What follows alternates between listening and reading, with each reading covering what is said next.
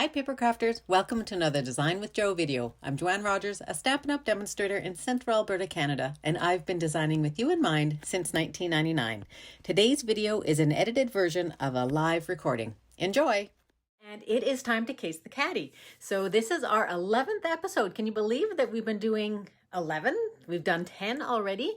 And if you want to go ahead and see those, they are all right here. If you click on where the videos are in Design with Joe, you can see them all. But I also have them all posted up on my website, so on my blog. And you can get over there at www.designwithjoe.ca. So what this is Case the Cattie-o. Case the Cattie-o. Case the Cattie. It's a video about Case the Cattie. And what I do is I take a current Stampin' Up! Catalog page, and I've found a card or a design on there that I like. Usually it's cards. And I figure out how they made it. And we do have a little bit of help here. They tell us what they used, what the artist used to make it, but they don't tell us any measurements. They don't tell us how they did it. So some of these are my own interpretations for sure, but usually they end up looking fairly similar. And what I do is I don't make the exact same card in the catalog, mainly because I may not have the stamp set or the dies, but I show you how you can make it and how you can use different things that you have in your own stamping supplies. So please, I would love it if you share this video, and if you follow me, if you share it and show all of your friends that there's a lot of different ways that you can do paper crafting and stamping. I am going to be making one of the designs here, and I think maybe you might have figured out which design I'm going to make, and I'm not going to tell you quite yet. I'll come back to this page a couple times, and but we'll just do the creating. So the stamp set that we're going to use, I'm going to pull this in, but we're going to use, I'll show you the stamp set in just a minute. These are the measurements that you're going to need for this card. So I'm using a piece of shimmer white that's 5.5 by 8.5, and it's scored at 4 1/4. A pretty standard sized card here in North America. So that guy there, and then another piece of shimmer white, and this piece is 3 1/4 by 4. And then a piece of our vellum cardstock.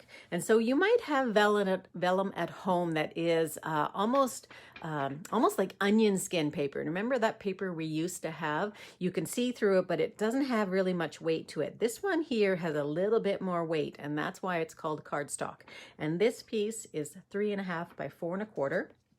And then I have a piece of our fresh freesia, and this will be dependent on whatever the greeting is that you have. So mine is, I think it's 3/4. Now I didn't write this down. Let me find my little ruler. 7/8 actually. So this is 7/8, and I've got lots of room here by almost 4 1/2. And we are going to end up cutting that off. Okay, so those are all of the papers that you're going to need, and all that we need right now is our vellum. Now the technique we're going to do is we are going to use our Stampin' Blends, and I've picked 3 different colors here. And for those of you who have watched Case the Cattie before, I don't make exactly what they make in the catalog, just so that you have at least one more idea that you could be making. So what I found for making this one is if I use my grid paper in behind, I'm going to use these little lines that you can see right through the vellum. And so let me pull in the card, because now I think you might have figured out which one we're doing. We're going to be doing this one right here.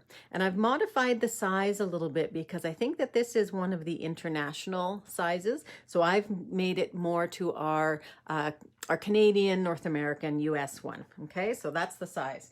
So what you probably can't really tell, and what I didn't even notice right at the very beginning, is that this background is actually made with this. So this is the background. So I want to show you how to make that. And I did figure out some tricks as I was making this card, so you're going to want to stick around to the end. So I need to figure which way my lines are going to go, and it doesn't really matter which way they go. I think I like doing it this way because I'm going to take a line, maybe here, maybe like that. And so I'm looking at these lines here. There we go.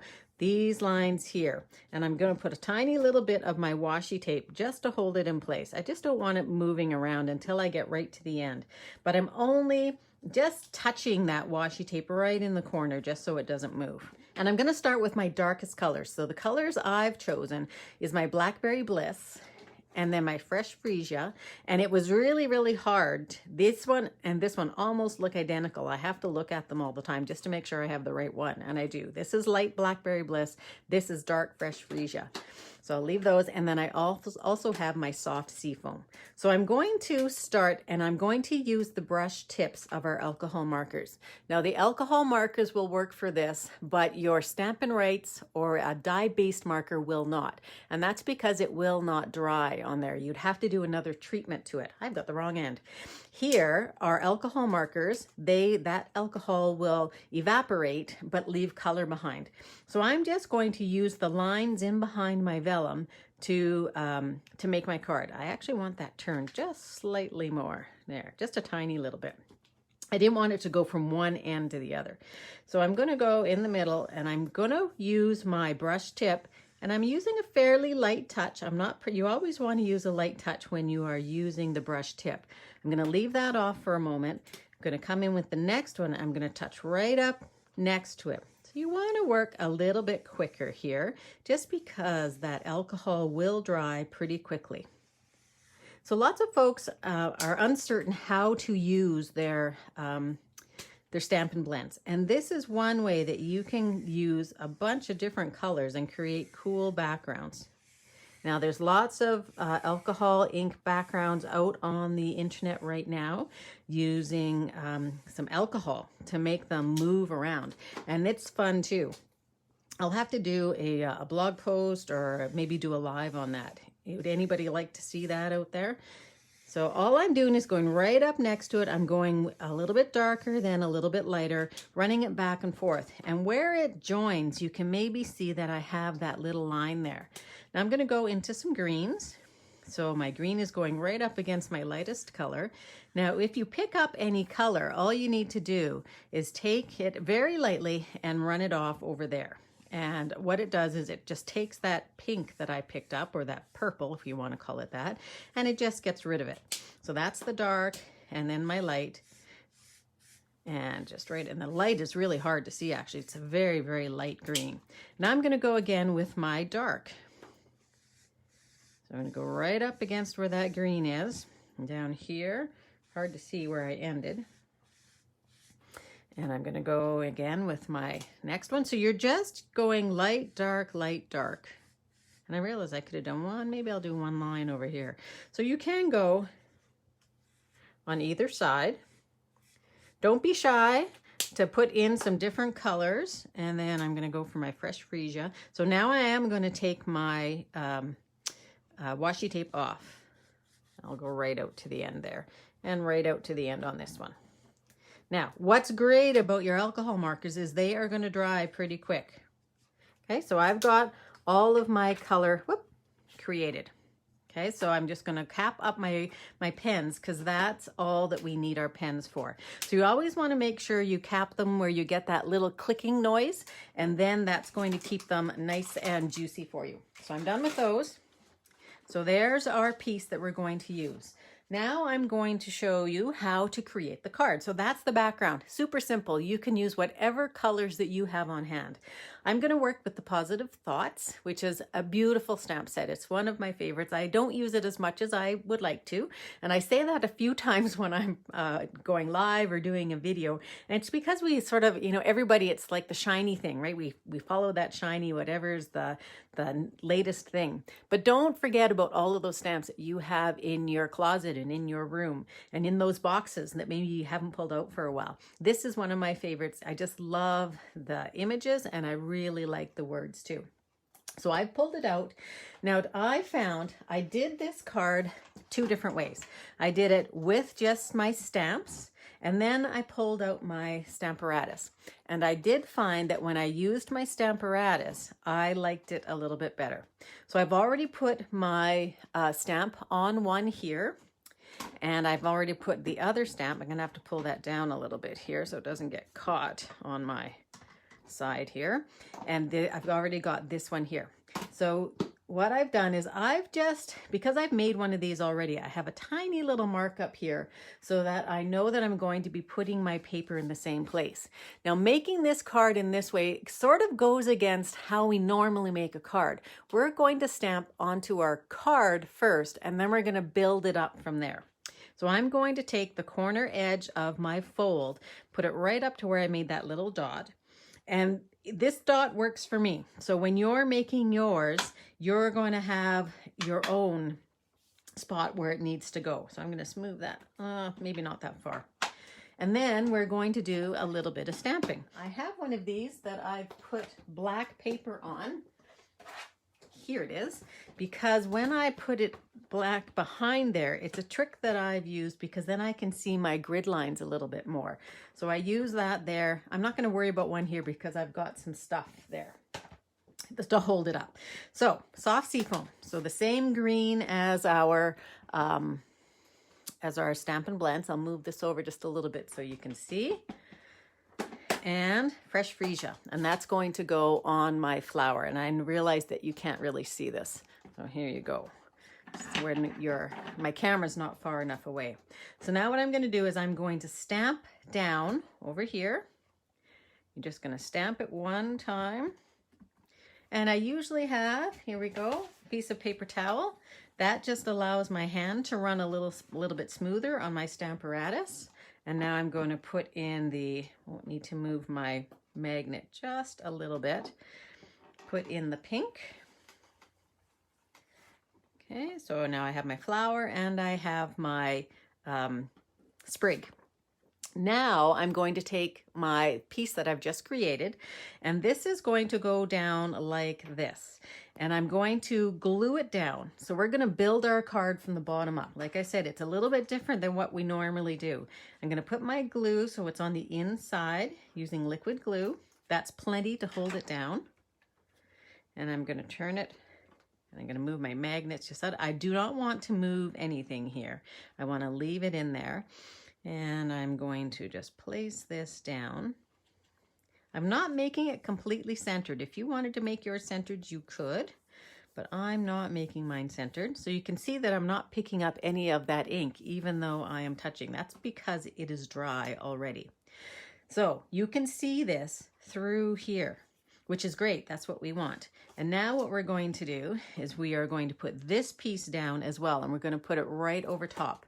We're not going to stamp right there. I could, but what I found is if I stamped on here, it doesn't dry because it's a different kind of ink. It's not alcohol ink, so it's our plain ink. So I'm going to give myself a little bit of liquid glue, and I like the liquid glue because it allows me a little bit of time in case I don't get it in the exact right spot.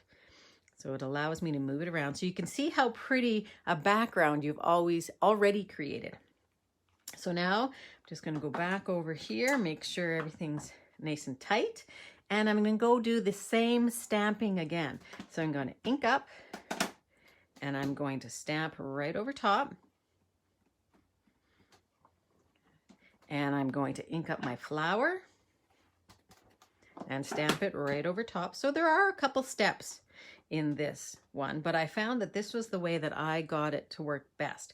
Now, I did stamp. One thing I did find by not doing it this way to begin with is, I don't know if you can tell, and I'll show you in a couple of the samples that I have, there's a halo effect here, meaning that my Stamparatus didn't go right, because this is a little bit thicker than the vellum, it left a little bit of a line there. And I wasn't, even though I stamped a couple times on my other samples, it never got rid of it. So I thought this was a better way because you can see through the vellum. So here's the important part though. That's wet, and that will stay wet a long time. So I take a piece of paper towel and I don't move it. I just press it down over top of where that vellum is, and it should pick up the ink. Okay, and you can see that it has. So it's picked up some green and it's picked up some purple. Let me do that again.